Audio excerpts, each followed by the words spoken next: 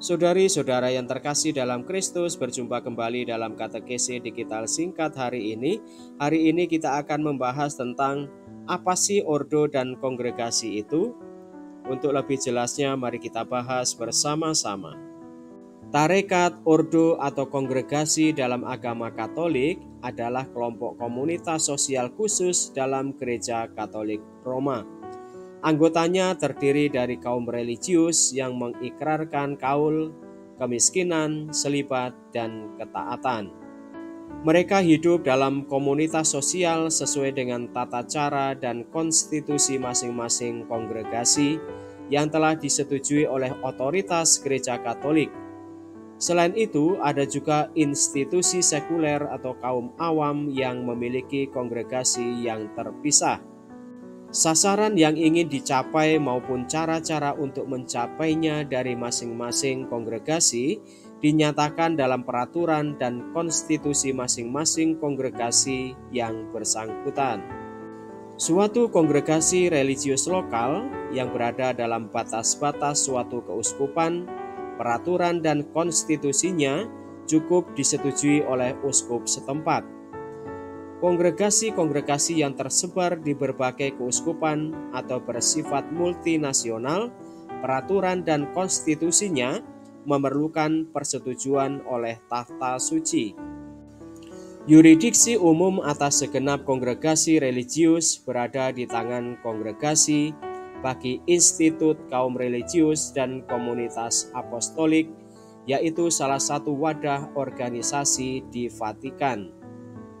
Semua institusi kaum selibat disebut sebagai tarekat atau ordo religius, meskipun pada kenyataannya ada perbedaan-perbedaan antara ordo dan kongregasi.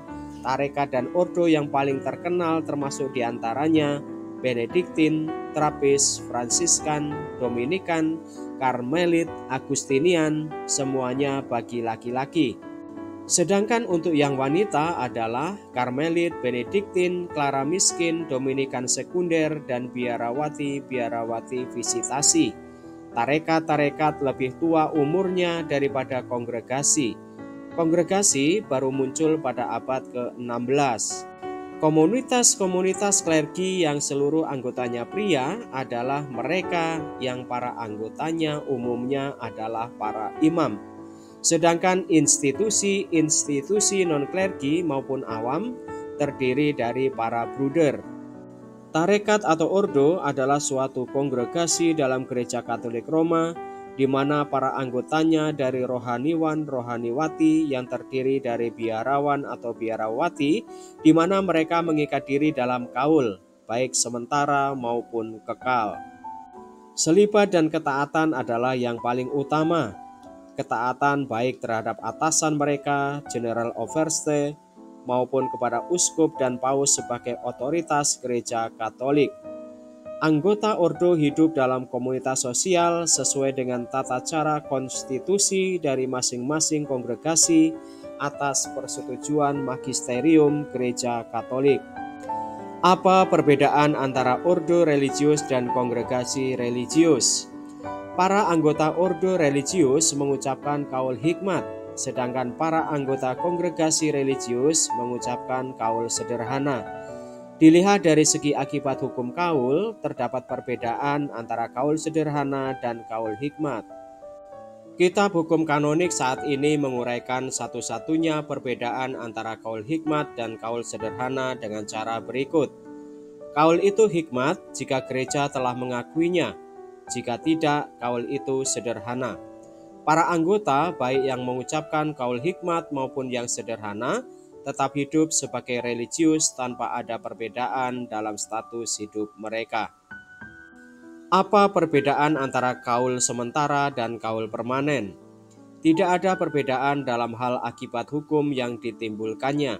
Satu-satunya perbedaan adalah bahwa kaul sementara bersifat tidak definitif, yaitu kaul tersebut memiliki kekuatan mengikat bagi para anggotanya hanya sampai jangka waktu tertentu dalam tarekat. Setelah jangka waktu yang ditentukan itu berakhir, para anggota tarekat tidak lagi terikat oleh hak dan kewajiban tarekat. Di sisi lain, Kaul permanen mengikat para anggota tarekat seumur hidup tanpa ada masa kedaluarsa. Bagaimana kita memaknai sebuah sumpah atau kaul? Kaul adalah janji suci yang diucapkan kepada Tuhan, dan niat itu haruslah permanen pada saat mengucapkan kaul religius, baik dari pihak religius itu sendiri maupun dari pihak institut. Jika tidak, kaul itu akan menjadi tidak sah. Perbedaan yang diucapkan melalui kaul itulah yang tidak dapat dijelaskan, setidaknya dari sudut pandang teologis. Tuhanlah yang menguduskan orang tersebut, dan pengudusan ini terjadi sejak saat mengucapkan kaul pertama. Pentingnya sejarah.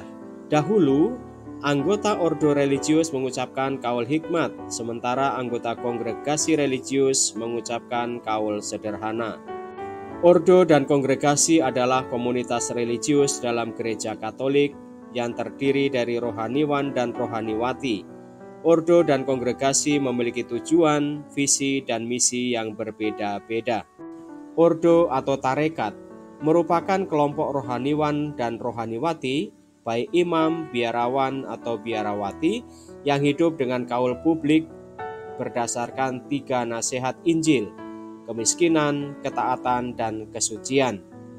Ordo atau tarekat memiliki struktur yang lebih terpusat dan biasanya memiliki konstitusi yang disetujui oleh Tahta Suci atau Vatikan. Kongregasi merupakan kelompok biarawan, biarawati, atau rohaniwan yang memiliki tujuan dan visi pelayanan yang berbeda-beda, seperti pelayanan pendidikan, kesehatan, atau penginjilan. Kongregasi bisa bersifat lokal, di keuskupan atau multinasional, dan konstitusinya bisa disetujui oleh otoritas gereja yang sesuai. Kongregasi tidak selalu memiliki kaul publik seperti ordo atau tarekat, meskipun mereka juga bisa memiliki kaul pribadi.